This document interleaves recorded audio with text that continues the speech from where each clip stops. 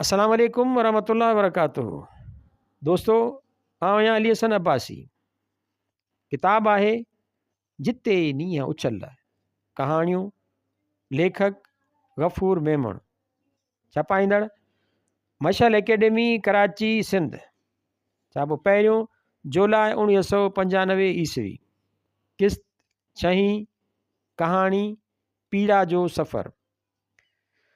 ज़िंदगीअ जे रस्ते में इंसान खे संदसि महरूमी उछलाईंदी आहे। शायदि उहा महरूमी अयाज़ जे अंदर में वासो करे वेही रही हुई, जो संदसि जवानी होरियां होरियां कुमाइजी वई हुई। संदसि अखियूं ख़ाली, बेवस, मुंहं ते झुरियूं, कपिड़ा मेरा, किथां उॾड़ किथां फाटल, वार बेतरतीब विखिरियल, न उहा चहिरे ते चमक, न उहा उमंग, न आस, न उहो एतमाद वारो लहजो। बसि ज़िंदगी न हुई, सरो जा सुकल पन हुआ जेके बग़ैर कंहिं ठिकाणे जे दर बदर हेॾां होॾां। छा आहे ज़िंदगी? अज़ियत, मुसलसल अज़ियत। मूं खोड़ सालनि खां पोइ ओचितो अयाज़ खे नाले जे कप ते पंहिंजे ख़्यालनि में पंहिंजे मुंहुं दुनिया खां कटियल पंहिंजी दुनिया में ॾिठो। उहा दुनिया जंहिंमें सिर्फ़ु साहु खणिबो आहे। साहु खणणु ज़िंदगी केसी ताईं? मां रड़ी पियुसि। अयाज़ मूंसां गॾु दोस्तनि मूं ॾांहुं ईअं निहारियो ॼण त का अणथियणी ॻाल्हि थी हुजे। वक़्त जी धारा माज़ीअ जे कुंड मां निकिरी हाल जे इख़लाक़ी क़दरनि जी रोगी फटनि मां भुई कढणु लॻी। कची धप मुंहिंजो हीउ ख़राबु थियणु लॻो। उॿिड़का अचणु लॻा। हर तरफ़ अंधकार हो, कोहीड़ो हो। उन मां झाती पाए अयाज़ जे चहिरे खे जाचणु लॻुसि।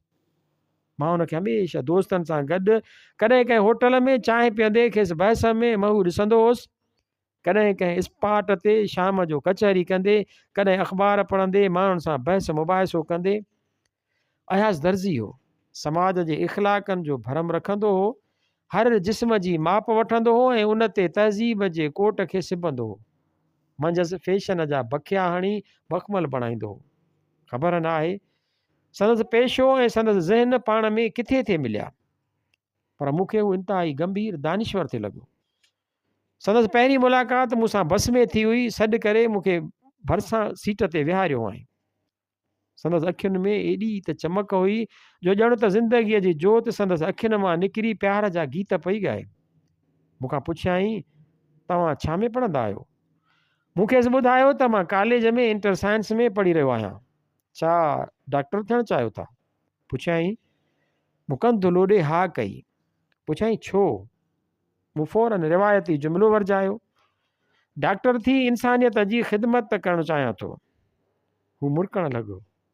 मुंहिंजे गौर सां निहारे चयईं, इंसानियत जी ख़िदमत? ओचितो मूं छिरिक भरियो। मूंखे लॻो त असीं ख़ुदिगर्ज़ी ऐं मुनाफ़िक़ी वारी रिवायती इंसानियत जे नाले में आण जी फितरत ठाहे छॾी आहे। राति जो देरि ताईं निंड न आई। मूंखे सभई ख़्याल सताईंदा रहिया। सुबुह जो सवेर उते पंहिंजे दोस्त आबिद वटि वियुसि। पाण कमरे में नेरनि करे रहियो हो। मूंखे ॾिसंदे चयईं, अचो डॉक्टर साहिबु, छा ॻाल्हि आहे? सुबुह जो सवेर तकलीफ़ कई अथव? परेशान था ॾिसिजो। मूं चयो त न, अहिड़ी ॻाल्हि न आहे, तव्हां वटि हिकु कम सां आयो आहियां। चयईं, हुकुम करियो। मूं सिगरेट दुखाए पीअणु शुरू कयो। यार, मां अयाज़ जे बारे में पुछणु थो चाहियां। छा अयाज़? हू पाण वारो फर्स्ट एड कामरेड थधो साह भरे चयईं, औरत बि अजीब शइ आहे। ज़िंदगीअ में अचे तॾहिं बि मुसीबत, जे न अचे तॾहिं बि मुसीबत। औरत वरी किथां अची वई? मूं तोखां अयाज़ जे बारे में पुछियो आहे। हा, अयाज़ मारोईअ सां मुहबत कंदो, पर उहा ख़बर कंहिंखे कान हुई। हू संजीदा हो जो मुहबत जो इज़हार नथे करणु घुरियाई। मुंहिंजे ज़हन में हिकु सुंदर चहिरो घुमी वियो। डिघावार चंचल हलंदी हुई त ॼण मस्तु हरणी आहिस्ते आहिस्ते वञी रही हुजे। मूं ओचितो सवालु कयो, उहा मारुई जेका अस्पताल में नर्स हुई? आबिद कंधु लोॾे हाकार कई। केर बि कंहिंजे बि अंदर जे जज़्बनि खे सम्झी नथो सघे। केर बि कंहिंजो कर्ब नथो भोगे। हर माण्हू पंहिंजी दुनिया में अकेलो बेवस आहे। ख़बर न आहे त केरु केतिरो भोगींदो हूंदो। अयाज़ पर अॼु हू घिटियुनि में घुमंदड़ ख़ामोश खंडर बणिजी चुको आहे। संदसि ज़िम्मेवारियुनि में संदसि संजीदगी कॾहिं बि खेसि सड़क छाप हीरो बणिजणु न ॾिनो, जो वारनि में आङुरियूं फेराए, चिटकमरी शर्ट विझी एक्शन ॾेखारींदे मारुईअ खे वरियनि जो वरजायल जुमिलो चवे हा, मारुई आई लव यू, जॾहिं खां मूं तोखे ॾिठो आहे, वग़ैरह वग़ैरह। ऐं मारुई नखरा करे हा। अयाज़ संदसि अॻियां पोयां चकर काटे हा ऐं आख़िर अयाज़ जे भाकुर में हली अचे हा।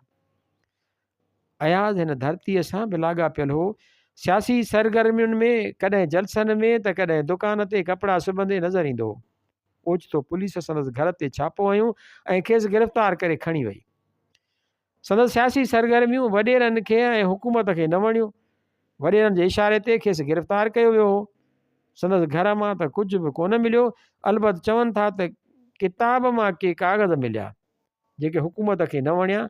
खेसि 6 महीना जेल में रखियो वियो ऐं पोइ संदसि पोड़े पीउ ऐं माउ वॾेरे खे मिंथ मेड़ करे राज़ी कयो त हू पुलिस मां खेसि छॾाए। आख़िर वॾेरे तंबीअ कई त पंहिंजे वातगाड़े छोकिरे खे सम्झायो त हू शराफ़त सां रोज़ी रोटी कमाईंदो रहे, उहे फज़ूल हरकतूं न करे। कहिड़ो फ़ाइदो, ग़रीब माण्हू पंहिंजे घर आराम सां वेठो रहे, सियासत करणु त असां जहिड़नि अमीरनि जो मरक़ आहे। अयाज़ जॾहिं आज़ादु थी आयो त संदसि माउ ऐं पीउ जे बेवसीअ में निमाणाईअ वारी हालति ॾिसी खेसि सम्झ न आयो त छा करे। इनकलाब जे रोमांस ऐं हक़ीक़त खे त नज़रअंदाज़ नथो करे सघिजे, ऐं हक़ीक़त उहा हुई त कारकुननि सियासी शतरंज जे उन ई मोहरे वांगुरु आहिनि जंहिंजी हैसियत प्यादे खां वधीक कान्हे। अॼु जे दौर जी सियासत इंसान खे हिकु मशीन जो हिसो बनाए छॾे थी, जंहिंमें जज़्बनि ऐं ज़रूरतुनि जी का बि अहमियत कान्हे। अयाज़ खे महसूसु थियो त हू सच खे हासिलु करण लाइ हिकु वॾी रोमांस में फासी चुको हो। रोमांस जंहिंजे करे माण्हू सचाईअ खां हटी दोगलो ऐं मुनाफ़िक़ थी पवंदो आहे। अयाज़ खे अहिड़ी कड़ी ज़िंदगीअ में प्यार जी छांव मारुईअ जे रूप में नज़र आई। प्यार जे धुंधले तसवर में बि केॾी न ख़ुशी आहे, पर हिन निमाइशी समाज में केरु थो उन जज़्बे जे सचाईअ खे सम्झे। मारुईअ अयाज़ में हल्के प्यार जी सर्द लहर हुई। अयाज़ रोज़ अस्पताल में संदसि दोस्त डॉक्टर माजिद सां मिलणु वेंदो हो। उते मारुईअ सां अखियूं चार थींदियूं हुयूं। हिकु दफ़े मारुईअ सां काफ़ी देरि संदसि ॻाल्हि ॿोल थी। संदसि ख़ामोश मोहबत में तारुक पैदा थियो। कॾहिं कॾहिं अस्पताल जे ॿाहिरां डिघनि वणनि जे हेठां अयाज़ ऐं मारुईअ खे ॻाल्हाईंदे ऐं घुमंदे फिरंदे ॾिठो वेंदो। अयाज़ खे जल्द ई उहो महसूसु थियो त अॼु जे दौर में चाहत में उहा शिदत ऐं विलवलो न रहियो हो। चाहत जे विच में बि हिकु स्टेटस जी दीवार आहे। चमक दमक जी दुनिया में सिर्फ़ु जज़्बनि जी सचाईअ जे आधार ते प्यार खे पाइणु मुश्किल आहे। केसि तरह वधीक महरूमीअ जो अहसासु थींदो हो जॾहिं वॾेरे जो पुटु यूसुफ पंहिंजी कार मां फुल सूट सां अची अस्पताल में लहंदो हो ऐं मारुईअ सां खिली ॻाल्हाईंदो हो, खेसि घूर ऐं निहारींदो हो। संदसि वस में हुजे हा त तरक़ी पसंदि नज़रिया विसारे यूसुफ खे गुगो ॾेई मारे छॾिया, पर मारुईअ जे लाइ ब्रॉड माइंड बणिजण लाइ उहो बि बर्दाश्त कंदो हो। हिकु दफ़े मारुईअ खे चयाईं त मारुई, ज़िंदगीअ जे हज़ारनि मक़सदनि मां हिकु प्यारु पाइणु पिया आहे। उहो मक़सदु ज़िंदगीअ जो केॾो न फितरी ऐं पुरकशिश आहे। मारुईअ जे प्यार जी मोट में अयाज़ ऐं मारुईअ जी मङणी थी वई। अयाज़ स्टेटस जे रीस में शामिलु थियण लाइ हर घड़ी महिनत मुशक़त कंदो रहियो, पर ख़बर न आहे क़िस्मत में अञा छा हो। हिकु ॾींहुं ओचितो अयाज़ खे पुलिस गिरफ़्तार करे वई। पुलिस जे चवण मुताबिक़ त अयाज़ समाज दुश्मन सरगर्मियुनि में शामिलु हो ऐं संदसि माउ पीउ सख़्तु परेशान थींदा रहिया, पर खेनि कंहिं बि को बि जवाबु न ॾिनो। उहे कामरेड भला केॾांहुं विया जेके अयाज़ जे घर में कचहरियूं कंदा हुआ। आहिस्ते आहिस्ते अयाज़ जी ॻाल्हि ई थधी थी वई। अयाज़ जॾहिं वापसि आयो त सभु कुझु ख़तमु थी चुको हो। सियासी तनज़ीमूं भञ ड्राह जो शिकार थी चुकियूं हुयूं ऐं अनारकी समाज में फैलिजी चुकी हुई।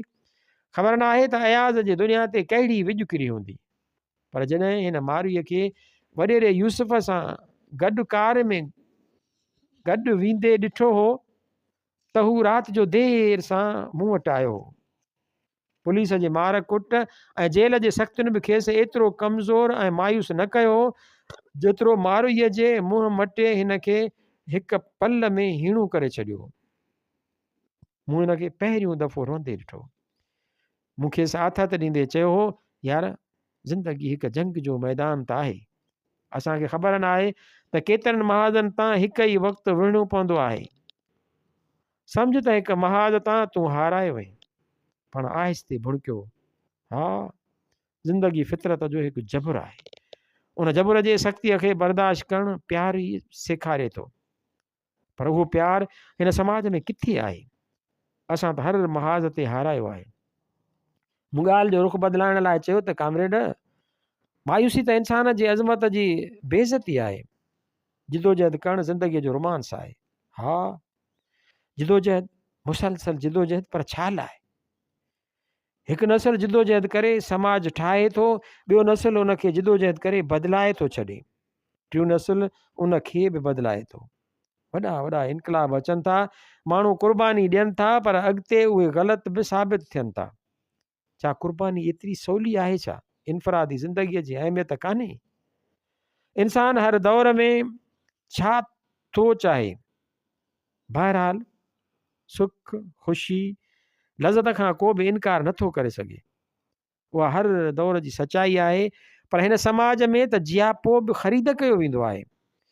जंहिं वटि ख़रीद करण जी कुवत नाहे, उन जी ज़ात महरूमियुनि जे दुॿण में दॿिजी ख़तमु थी वञे थी, ऐं अयाज़ खे बि उन दुॿण में दॿजंदो महसूसु कयो। जॾहिं हू मीना जे घर वञणु लॻो, जिते कई जवानड़ा अची गॾु थींदा हुआ, जुआ, शराब, चर्स जाम हलंदो हो। मीना वटि बि नमूने नमूने जा पखी ईंदा हुआ, ऐं उन्हनि पखियुनि सां महफ़िलूं गरम थींदियूं हुयूं। अयाज़ यारनि दोस्तनि खां कटिजी वियो। जेकी कुझु बि हुअसि, सो हू मीना बाईअ जे महफ़िलुनि में लुटाए छॾियईं। हिकु ॾींहुं पुलिस मीना जे घर ते छापो हयूं। काफ़ी नौजवान ऐं जवानड़ियूं गिरफ़्तार कया विया कि पैसा ॾेई जान छॾाए आया, कनि खे सज़ा अची वई। अयाज़ उन्हनि में हो। जॾहिं आज़ादु थी आयो त संदसि पीउ फ़ौत थी चुको हो। संदसि पोड़ी माउ वॾेरनि जे घरां वंड वठी ईंदी हुई, ऐं बसि अयाज़ ईअं आहे जीअं तो ॾिसीं थो। ईअं चई आबिद ख़ामोश थी वियो। सिगरेट दुखाए कश हणणु लॻो ऐं आहिस्ते भुणकणु लॻो। असीं सभु हिकु झंगल में भटकी रहिया आहियूं। केरु छा थो चाहे ऐं खेसि छा थो मिले, का ख़बर न आहे। लखे कहाणियूं रोडनि ते पखिड़ियल आहिनि। हिकु हुजूम आहे, ख़बर न आहे केरु केॾांहुं वञी रहियो आहे। मां आहिस्ते आहिस्ते ॻरा क़दम खणंदो आबिद वटां निकिरी आयुसि। दिलि में फ़ैसिलो कयुमि त मां अयाज़ खे हिन दुॿण मां ज़रूरु कढंदुसि। खेसि उहा रौनक भरी ज़िंदगी मिलणु घुरिजे। ज़िंदगी हर रूप में ख़ूबसूरत आहे, पर हिकु रूप में बदसूरत आहे। उहा आहे प्यार खां ख़ाली, ऐं अयाज़ खे प्यार ॾांहुं मोटिणो पवंदो। उन लाइ मूंखे जेकी कुझु करिणो पियो कंदुसि। सुबुह जो आबिद मूं वटि आयो।